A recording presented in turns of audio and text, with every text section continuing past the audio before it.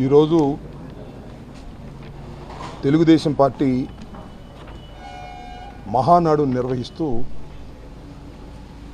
అనేకమైన విమర్శలు వైఎస్ఆర్ కాంగ్రెస్ పార్టీ మీద మహానాడులో చేస్తున్నారు. ఒక్కసారి చంద్రబాబు నాయుడు గారు ఆయన లోకేష్ గారు ఆలోచించుకోవాల్సింది ఏంటంటే, మీరు ఇవాళ పెట్టింది మహానాడు కాదు, అది ఆంధ్రప్రదేశ్ ప్రజలను దగా చేసిన నాడు. 2 సంవత్సరాల పాలనలో మీరు రాష్ట్ర ప్రజానీకానికి చెప్పిన మాటలు వేరు, ఇవాళ చేసినవి వేరు. ఆ రకంగా దగా చేసినటువంటి పార్టీ మీది అది దగానాడు. అంతేకాదు, ఎన్టీ రామారావు గారు పార్టీ పెడితే ఇవాళ మీరు ఆ పార్టీని లాక్కుని మహానాడు నిర్వహిస్తున్నారు. ఇది మహానాడు అనడం కంటే బాబు కొడుకుల భజన నాడు అని చెప్పడంలో ఏ విధమైన సందేహం లేదు. చంద్రబాబు నాయుడు గారు ఎంత ఆవేశపడిపోతున్నాడంటే, జగన్మోహన్ రెడ్డి గారిని వైఎస్ఆర్ కాంగ్రెస్ పార్టీని తిట్టేటటువంటి కార్యక్రమంలో చాలా దూరం వెళ్ళిపోతున్నారు. ముఖ్యంగా మెగా డిఎస్సి జరుపుతానని చంద్రబాబు నాయుడు గారు అధికారంలోకి రాకముందు చెప్పాడు, జరిపాడు. మెగా డిఎస్సినా పెద్ద దగా డిఎస్సి. ఏ విధంగా చేశారంటే, స్పోర్ట్స్ సర్టిఫికెట్లు స్పోర్ట్స్లో పాల్గొని వాళ్ళకు కూడా ఇచ్చి వాళ్ళకు ఉద్యోగాలు ఇచ్చే కార్యక్రమం చేశారు. కోర్టుకు వెళ్ళారు, కోర్టు చివాట్లు పెట్టిన సంగతి కూడా మీరు చూశారు. ఎంత దుర్మార్గం అంటే, నేను నా ట్విట్టర్లో ఈ మెగా డిఎస్సి గురించి పెడితే దాని మీద కంప్లైంట్ చేశాడు, దాన్ని తొలగించాలని. ఎందుకంత భయం అని నేను అడుగుతా ఉన్నాను. నా ట్విట్టర్లో మెగా డిఎస్సికి సంబంధించినటువంటి జగన్మోహన్ రెడ్డి గారు అడిగినటువంటి ప్రశ్నలకు మీరు సమాధానం చెప్పలేకపోతున్నారు, మెగా డిఎస్సి పేరుతో మీరు మోసం చేశారు అని చాలా స్పష్టంగా నేను పాయింట్ వారీగా చెప్తే ట్విట్టర్ కంప్లైంట్ చేశారు. ఇది తీసేయండి, ట్విట్టర్లో ఉంటే జనం చదివితే ఎందుకంత భయం అంటే, మీరు దగా చేసిన మాట అందువల్ల.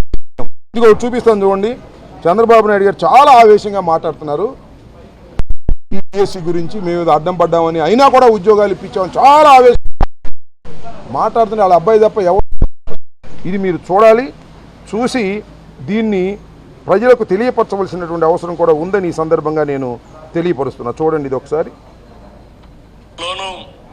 ఉద్యోగాలు ఇస్తున్నాం, మెగా డిఎస్సి ఎన్నో అడ్డంకులు క్రియేట్ చేశారు, కోర్టు పోయారు, ఇప్పుడు కూడా చెత్త మాటలు మాట్లాడుతున్నారు. ట్రాన్స్పరెంట్ గా రికార్డు టైంలో ఎన్ని అవరోధాలు సృష్టించినా అధిగమించి 15,941 మందికి ఉద్యోగాలు ఇచ్చిన ఘనత ఈ ప్రభుత్వానికి. 5,750 షౌట్స్ ఎవరు కొట్టారు? కడవలు ఎవరు కొట్టట్లా షౌట్స్. మళ్ళీ వింటారా? సరిపోద్దా? చూపించారా? చంద్రబాబు నాయుడు గారు అంత గొంతు చిచ్చుకొని మెగా డిఎస్సిలో ఇన్ని వేల మందికి మేము ఉద్యోగాలు ఇప్పించామని గట్టిగా చెబుతుంటే ఎరకొండ వాళ్ళ షౌట్స్ కొట్టట్లా. ఎందుకంటే వాళ్ళు నమ్మటలా. ఒక అబ్బాయి మాత్రం కొడుతున్నాడు. బాబు కొడుకుల భజన నాడు తప్ప ఇది మహానాడు కానే కాదు. ఎన్టీ రామారావు గారు పెట్టిన మహానాడు అంతకంటే కాదు. ఒక దుర్మార్గమైనటువంటి పాలన 2 సంవత్సరాలు చేశారు. మేము 2వ తారీఖు నుంచి 4వ తారీఖు నుంచి మళ్ళా 12వ తారీఖు వరకు కూడా ఆయన చేసినటువంటి మోసాలను ప్రజల్లోకి తీసుకువెళ్ళడం కోసం అనేక కార్యక్రమాలు చేయాలని ఈ రోజునే జగన్మోహన్ రెడ్డి గారి మీటింగ్లో నిర్ణయం జరిగింది. చంద్రబాబు నాయుడు గారు ఈ 2 సంవత్సరాల పరిపాలనలో ఆయన చేసిన దగాలు, మోసాలు, అన్యాయాలు, అక్రమాలు అన్నిటినీ కూడా ఎండగట్టేటటువంటి కార్యక్రమం చేస్తాం.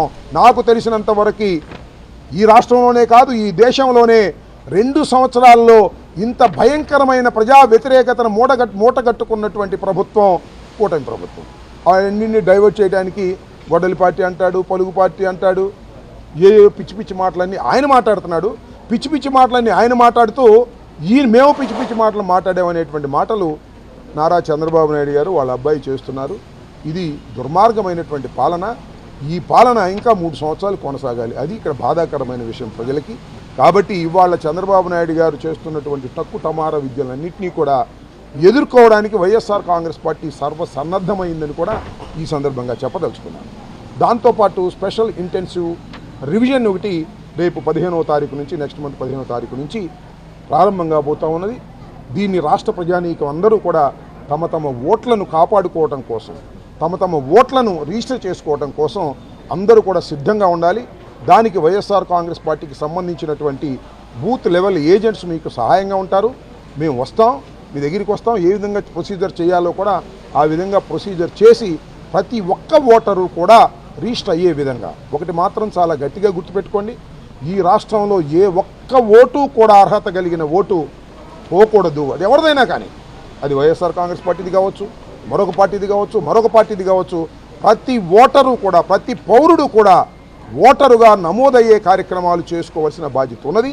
ఒకవైపున ఎలక్షన్ కమిషన్, మరొక వైపున మన అవేర్నెస్, దాంతోపాటు వైఎస్ఆర్ కాంగ్రెస్ పార్టీ సహకారంతో ప్రతి పౌరుడు కూడా తమ ఓటుని రిజిస్టర్ చేసుకొని ఓటు హక్కుని వినియోగించుకునే విధంగా చేయాలి.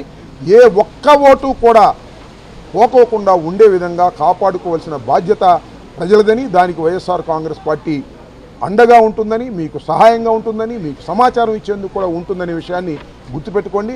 నెక్స్ట్ మంత్ 15వ తారీఖు నుంచి ఆ పైన మంత్ 15వ తారీఖు వరకు కూడా ఈ ఇంటెన్సివ్ రివిజన్ జరుగుతుంది.